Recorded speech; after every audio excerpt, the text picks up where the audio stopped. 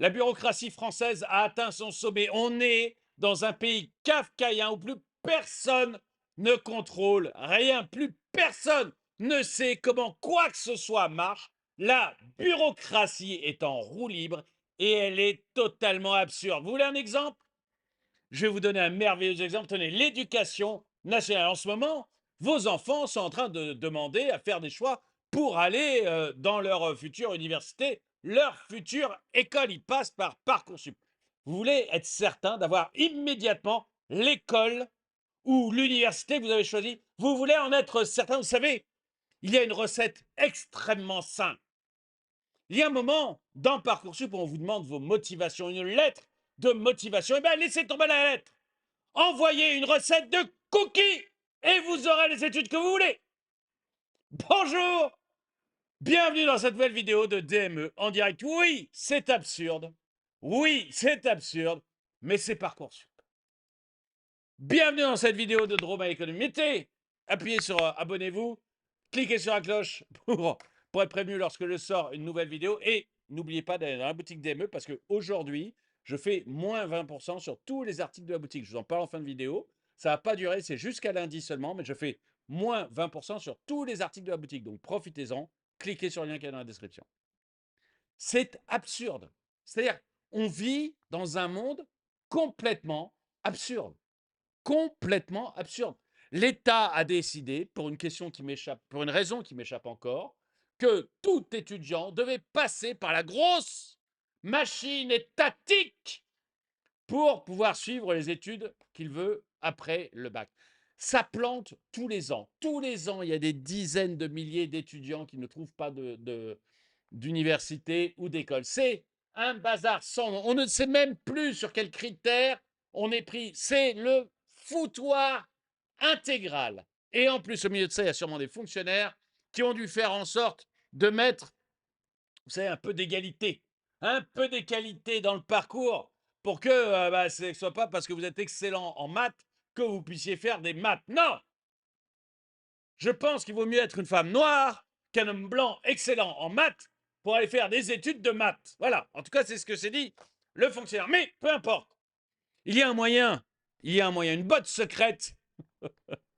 Il y a une botte secrète pour éviter toutes ces cette ficelle de l'administration. Il y a quelque chose, une clé, un système imbattable pour réussir à avoir, ça y est, les études que vous voulez. Je vous promets, c'est pas une blague, je vais vous montrer. Dans la partie lettres de motivation, laissez tomber la lettre de motivation. Vous cassez pas la tête mère, personne ne la lira. Mettez une recette de cookies et vous serez pris immédiatement là où vous voulez être pris. Vous êtes nul en maths, vous voulez faire polytechnique, une recette de cookies ou de flan. Vous avez le choix. Je vous montre ça tout de suite, c'est merveilleux, c'est beau. Les gars, quand je vous dis qu'ils s'en foutent, j'ai mis une recette de brownie. Regardez, j'étais prise. En STAPS, j'ai mis j'étais pro handball. Regardez ma position. Regardez. Ils s'en foutent, les gars, ils s'en foutent. Elle est grave pas pro. Elle fait du tennis. Elle fait du tennis. Attends, je vais vous montrer, j'ai bien mis une recette. Ah oui, elle a mis le pro handball alors qu'elle fait elle fait du tennis, ok. Effectivement, ils sont paumés. Les gars, ils s'en foutent. Elle est grave pas pro. Elle fait du tennis. Elle fait du tennis. Attends, je vais vous montrer, j'ai bien mis une recette. Placer le Lettre gris de au four. motivation. Elle fait une recette de cuisine. C'est vrai, moi, là, je tourne la tête pour voir sur un grand écran. Mais sa lettre de motivation, alors, licence de psychologie, Université Toulouse 2, Jean Jaurès, Toulouse. Lettre de motivation, placez la grille au centre du four, préchauffez le four à 180 degrés, beurrez un moule carré de 20 cm. Il y a même la taille en pouces, 8 pouces au cas où. Et tapissez le fond d'une bande de papier. Enfin voilà, c'est vraiment, je ne vais pas vous lire toute la recette, mais c'est merveilleux.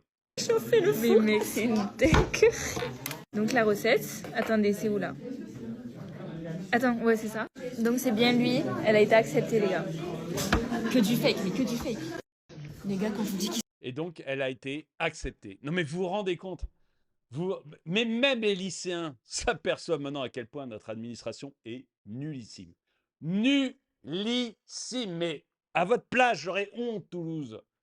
J'aurais honte, Toulouse, l'université de Toulouse, j'aurais honte. C'est incroyable de se faire balader à ce point-là. Alors, c'est Chasseur-Prien qui fait le tweet. Finalement, fallait bien que ça arrive. La nouvelle génération commence à piger toute seule l'étendue abyssale de la connerie bureaucratique à la française. Version Parcoursup, enfer et damnation.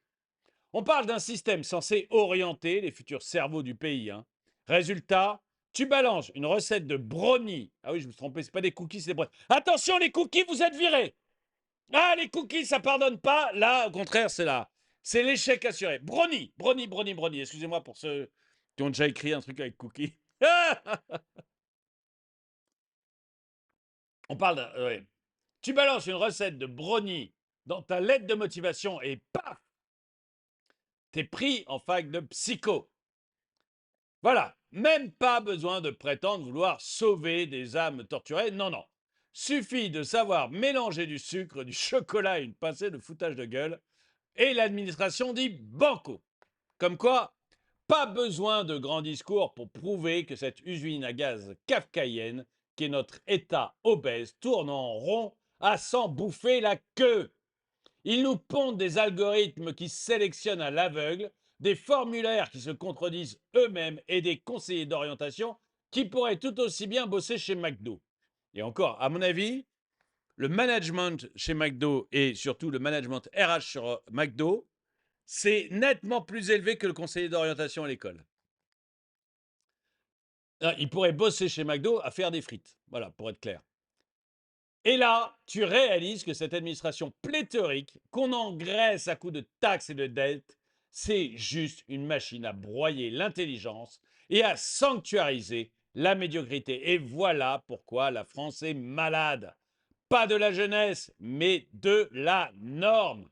De ces petits scribouillards technocrates qui croient encore gérer un pays. C'est cocher. Que gérer un pays, pardon, c'est cocher des cases Excel. Ils sont complètement à la ramasse. Mais c'est impressionnant d'en être là, vous vous rendez compte? Mais franchement, il fallait revenir à ce qu'il y avait avant Parcoursup. Ça ne sert à rien, Parcoursup. Tu vas chercher ton dossier, à la limite, tu le fais en ligne. Si l'université veut que tu le fasses en ligne, très bien. Tu fais ton dossier, tu le rends à l'université valide. Et tu fais ça avec 4-5 universités, tu fais ça avec 4-5 écoles et c'est réglé. Là, on passe par une énorme machine avec des algos qui ne marchent pas, des algos qui prennent en compte le fait que tu sois blanc ou noir, que tu sois une femme ou un homme. On n'en a rien à foutre. On veut les meilleurs et on veut les gens dans des choses où ils seront bons et où ils s'épanouiront. On n'en a rien à faire de leur couleur de peau, rien à faire de leur sexe. Rien à faire s'ils sont d'une famille difficile ou d'une famille facile du 16e arrondissement. On s'en fiche. On veut qu'ils fassent des études qui leur plaisent, qui soient utiles. J'ai un doute sur la psycho, mais qui soient utiles et qui leur permettent de s'épanouir. Arrêtez de nous mettre des algos qui servent à rien, qui sont nuls.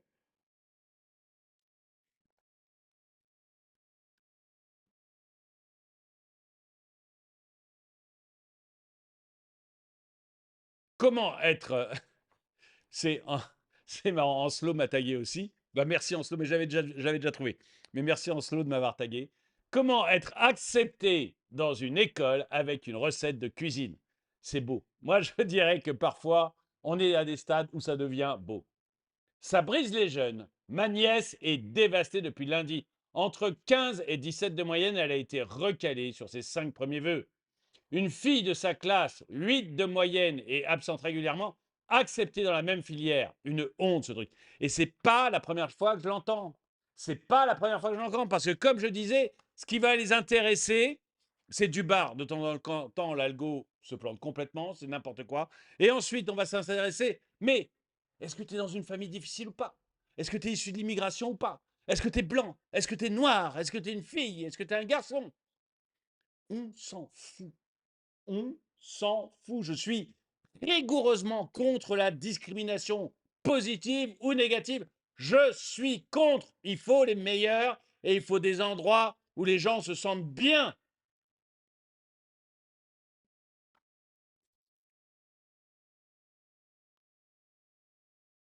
Bien sûr qu'ils se foutent, seules les notes et l'école comptent. Non, pas nécessairement. Regarde l'exemple juste au-dessus. Les notes et l'école ne comptent pas forcément. Mon fils va rentrer au collège. Son objectif est de fuir ce pays de merde avec son Parcoursup de merde et d'étudier dans une école en Suisse après le bac. Il ne supporte pas toutes ces couillonneries. Ton fils a raison, même s'il est peut-être un peu jeune, mais il a raison. Alors, attention, moi je sais mon fils, je sais ce qu'il a fait. Le plus grand hors Parcoursup, il a fait une école de pâtisserie, la plus grande école de pâtisserie de France, Ferrandi à Paris, pour ceux qui connaissent. Et c'est hors Parcoursup. Et mon deuxième fils, lui, a fait ses études, enfin, il est en train de faire ses études en BTS. Même chose, en fait, c'est dans Parcoursup, mais il est allé voir l'école avant. L'école sélectionne les élèves sur discours, sur entretien, pardon, sur entretien. Et derrière, ils font Parcoursup et l'école choisit ceux qu'elle a voulu prendre. C'est très simple. En fait, Parcoursup ne sert absolument à rien, mais au moins, au moins, au moins l'État a l'impression d'avoir été utile à quelque chose. Parcoursup est le moyen de sélection des étudiants dans l'enseignement supérieur faute de place à cause du baby-boom des années 2000. Au lieu d'augmenter le nombre de places en prévision, on sélectionne par algorithme. Non, non, c'est pas vrai. Les enfants du baby-boom, il n'y a pas eu de baby-boom dans les années 2000. Le baby boom, c'est bien avant les 2000. Il n'y a pas de baby boom dans les années 2000.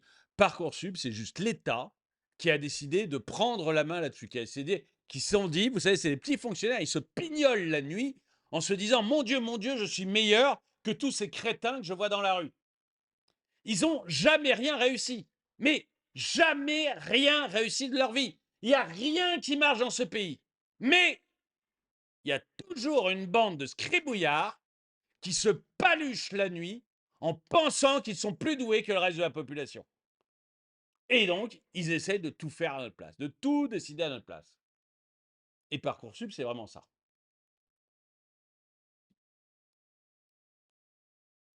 Explique-moi comment tu peux accuser les normes pour dénoncer un système de protection des enfants, des élites servant à faire croire que les jeunes seraient égalitaires dans l'attribution des places post-bac. Eh ben, d'abord, c'est une norme qui a été mise en place, Parcoursup. Moi, de mon temps, il n'y avait pas Parcoursup. Donc, c'est bien une norme qui a été mise en place par l'État. Et deuxièmement, ça ne sert pas du tout les enfants des élites. Sauf peut-être si tu t'appelles Macron, c'est possible. Mais pour l'enfant normal, des élites ou pas, tu vois, de la classe moyenne supérieure, ils ne sont pas du tout aidés. Au contraire, il vaut mieux être dans un lycée bien pourri du 93 que d'être au Franc-Bourgeois dans le 4e arrondissement de Paris. Si tu passes par Parcoursup, tu auras plus de points et plus de facilité dans un lycée bien pourri du 93, là où on passe plus de temps à dealer qu'à étudier, qu'au Franc-Bourgeois dans le 4e arrondissement de Paris. Parcoursup est là pour favoriser l'idéologie. Et uniquement ça. Discours typique du mec qui a jamais fait un brownie. Sérieux, pour avoir la cuisson parfaite, faut avoir bossé sur SpaceX. C'est très bon ça. Mon fils avait fait la même chose à l'époque pour montrer à ses amis que le système était pourri de l'intérieur. Même résultat que la jeune fille à l'arrivée, mais pour un Parcoursup en développeur informatique. Et certains croient encore que tout va bien. Moi, j'aimerais bien, si vos enfants ont testé, ou si même vous, en tant qu'enfant, vous avez testé, et que vous obtenez les mêmes résultats, vous voyez, pour des écoles d'ingénieurs, pour des, pour des études un peu plus techniques que la psycho. Et si vous avez essayé des recettes de brownie, des machins comme ça, ce genre écrivez-le dans les commentaires. Parce que je sens qu'en fait, Parcoursup, c'est encore plus couillon que ce que l'on pense. Et je crois que toute l'administration française fonctionne aujourd'hui comme ça. Je crois qu'il n'y en a pas un pour racheter l'autre. C'est tous, mais tous des gros nuls. Mon fils, avec 15 de moyenne en option droit, 20 sur 24 dans les tests pour postuler sur les facs de droit, en liste d'attente, partout. ton fils n'est pas dans la bonne école, c'est tout. 3 de mes neveux, bac avec mention, se sont vus refuser leurs vœux. Ils sont dégoûtés. Mais mon neveu, brillant élève de Victor Duruy, dans le 7e, a dû partir dans le privé à cause de l'algorithme anti-bon élève des woke. Mais c'est vraiment ça, dans le 7e, tes chances diminuent. C'est-à-dire, on croit que c'est fait pour les bourgeois. Non, non, ça a été fait pour que dans le 7e, tes chances diminuent et dans le 93, tes chances augmentent. Si en plus, tu es issu de l'immigration, si en plus, tu as un nom sénégalais, et ben là, tu vas monter très très haut avec l'algorithme. Très très haut.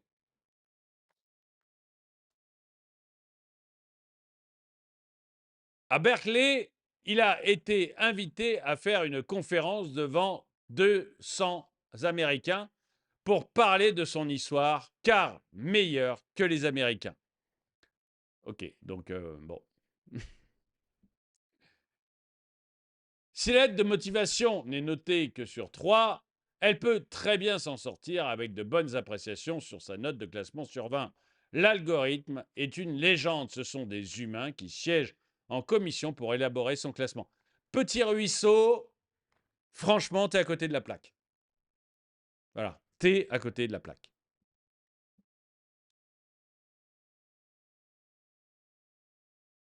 Quand le bac était un vrai diplôme, mais ça remonte à loin, déjà de mon temps, c'était plus un vrai diplôme. Quand le bac était un vrai diplôme, les bacheliers pouvaient s'inscrire dans la fac de leur choix. Aujourd'hui, le bac est bradé, si bien que l'attribution des places est gérée par un algorithme. On refuse des filières à d'excellents élèves et on donne des places à des branleurs. Aujourd'hui, vu que l'obtention des diplômes, c'est façon Kinder Surprise, tant le niveau a chuté, forcément que l'administration ne s'embête même plus avec ce bouchon de surdiplômés. Autant tirer au hasard, ça va plus vite. Je suis totalement d'accord. Mais totalement d'accord. On est dans un monde de dingo. Et en fait, c'est Jack Lang qui a fait ça, qui a voulu que tout le monde arrive au bac et le bac. Maintenant, ça y est, plus ça va. Ils sont toujours fiers, mais le ministre de l'Éducation est toujours fier de nous indiquer qu'on a 90% de réussite au bac. Oui, bah, c'est facile. Hein. Moi, si je donne comme consigne à tous les profs de mettre au moins 12 à toutes les copies, j'aurai 100% de réussite au bac. Hein. Il n'y a aucun problème. C'est d'une facilité incroyable. Incroyable.